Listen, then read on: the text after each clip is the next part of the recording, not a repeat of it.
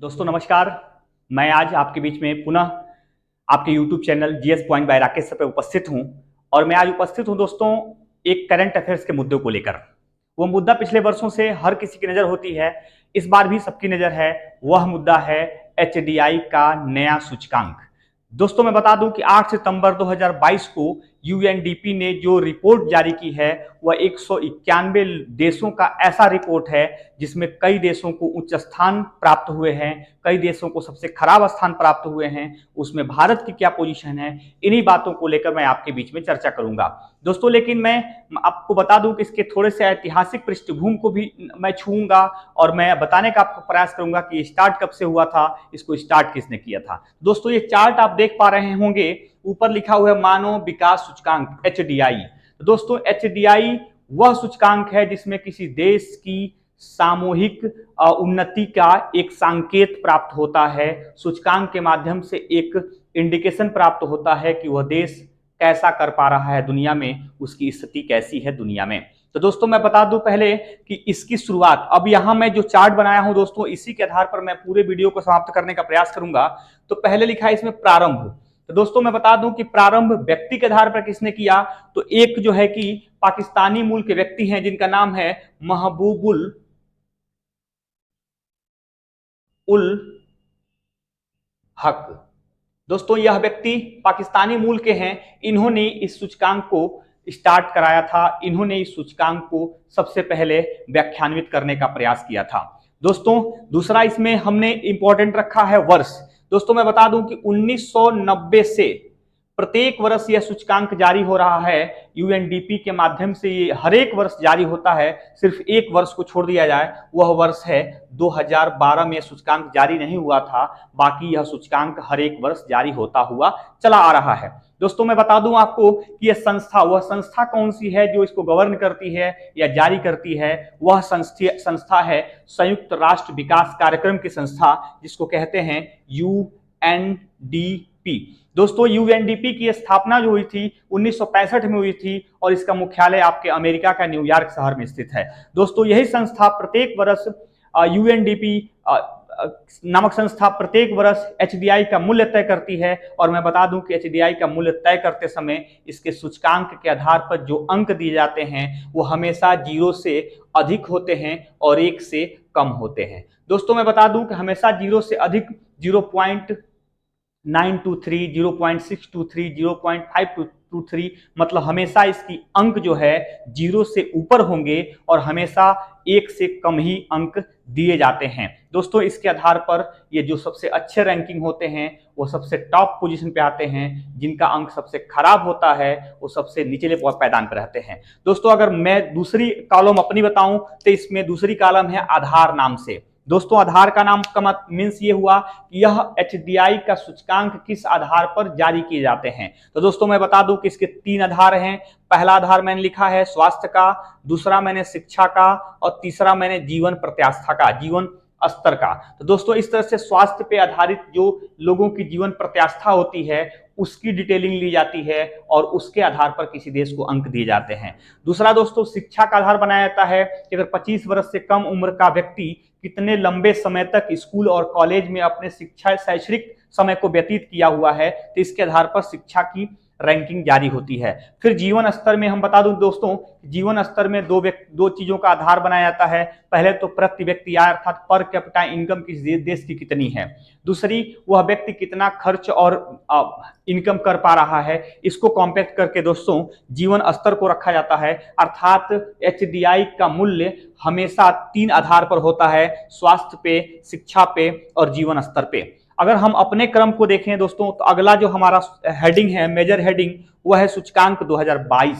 अर्थात इसी वर्ष जो यूएनडीपी द्वारा 8 सितंबर 2022 को जो जारी की गई है रिपोर्ट, उसमें हमने 3 कॉलम को रख दिया है दोस्तों, कुल देशों की संख्या, उच्च देशों का क्रम और निम्न देशों का क्रम। तो मैं आपको बता दूं कुल देश इस बार 191 शामिल किए गए हैं दोस्तों। 191 कुल देश हैं, जिसमें बताऊं कि सबसे उच्च देशों के स्थिति में कौन देश पहले नंबर पे हैं। तो दोस्तों उच्च देशों की श्रेणी बता दूं तो पहला है स्विट्जरलैंड, दूसरा है नॉर्वे और तीसरा है आइसलैंड।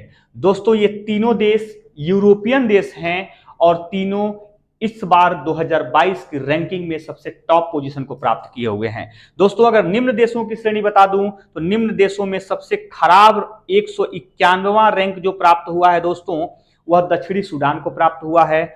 उसके बाद 190वां रैंक जो प्राप्त हुआ है दोस्तों वह अफ्रीकी देश चाड को प्राप्त हुआ है और 189वां देश जो है वो भी अफ्रीकी देश नाइजर को प्राप्त हुआ है। तो दोस्तों मैं बता दूं कि तीनों जो खराब देश हैं वो तीनों अफ्रीकी देश हैं। तो एक मैं इसमें चार्ट समझाने का प्रयास करूंगा दोस्तों। अगर वर्ल्ड का मैप बनाएंगे आप तो ऊपरी हिस्सों में यूरोप है, यूरोप के तीनों देश ऊपर के अर्थात टॉप नंबर पे है। अगर मैप में यूरोप के ठीक नीचे वाले जो महाद्वीप है उसको कहते हैं अफ्रीका, और अफ्रीका में सबसे तीनों खराब रैंकिंग वाले देश पाए जाते हैं। अर्थात तीनों टॉप देश ऊपर के यूरोप में, तीनों खराब देश नीचे के अफ्रीका में। ये ऊपर नीचे की स्थिति में सबसे टॉप और सबसे खराब देशों की सूची निकल कर आई है दोस्तों।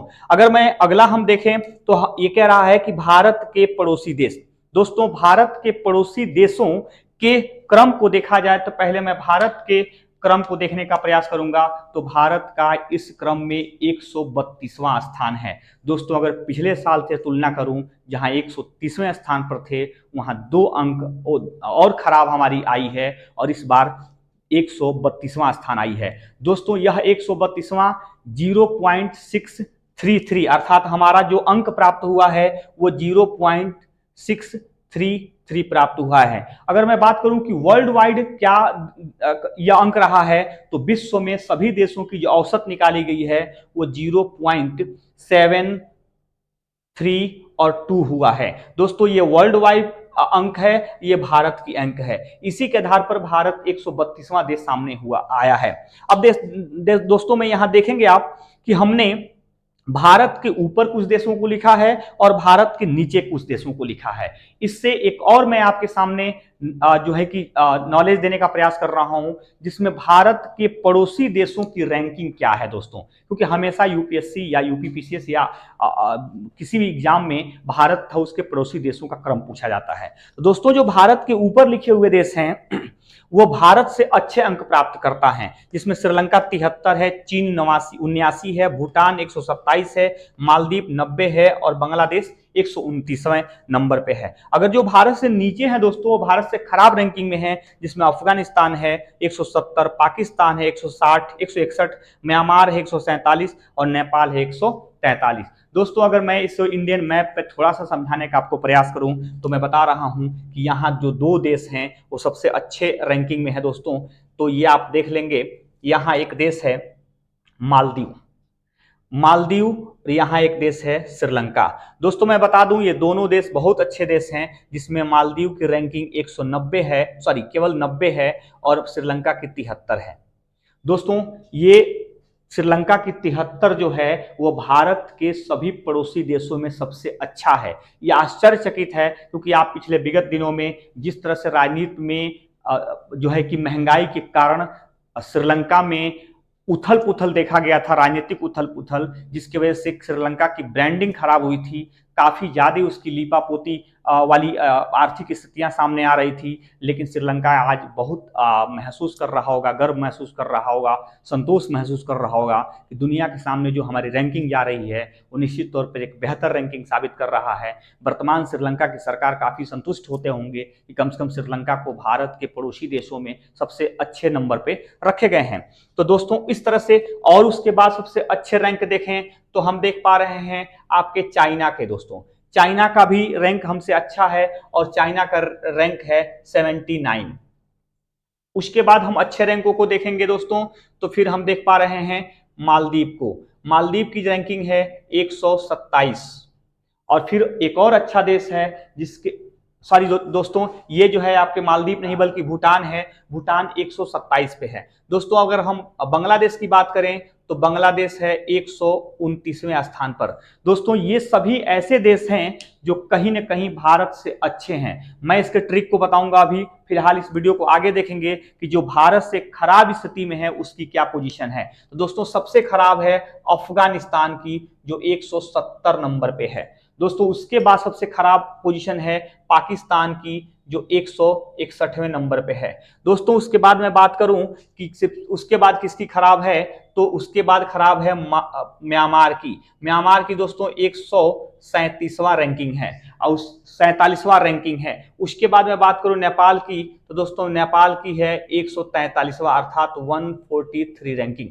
तो इस प्रकार से आप देख पा रहे हैं कि पड़ोसी देशों का क्या क्रम है। एक छोटा सा ट्रिक यहां ले लीजिए आप, जिसमें आप देख रहे हैं सबसे अच्छे जो पोजीशन है, तो सबसे अच्छे पोजीशन दो जो आपके सामुद्रिक द्वीपीय पड़ोसी भारत के देश हैं, अर्थात नीचे वाले भी अच्छे भारत से हैं और ऊपर वालों में आप बांग्लादेश, भूटान और चीन, ये सबसे अच्छे क्रम में हैं। और उसी प्रकार से मैं बात करूं दोस्तों सबसे खराब पोजीशन में है, तो सबसे खराब पोजीशन में भारत के पश्चिम और पूरब में है। दोस्तों पश्चिम में अफगानिस्तान, पाकिस्तान खराब है और पूरब में नेपाल और म्यांमार खराब है। तो दोस्तों कहीं ना कहीं आप देख पा रहे हैं कि भारत के ऊपर और नीचे अच्छे क्रम वाले देश हैं और भारत के पूरब और पश्चिम में खराब क्रम वाले देश हैं। तो दोस्तों इस प्रकार के आप इन वीडियोस को जरूर से देखिएगा, आप अपने दोस्तों में फैलाइएगा।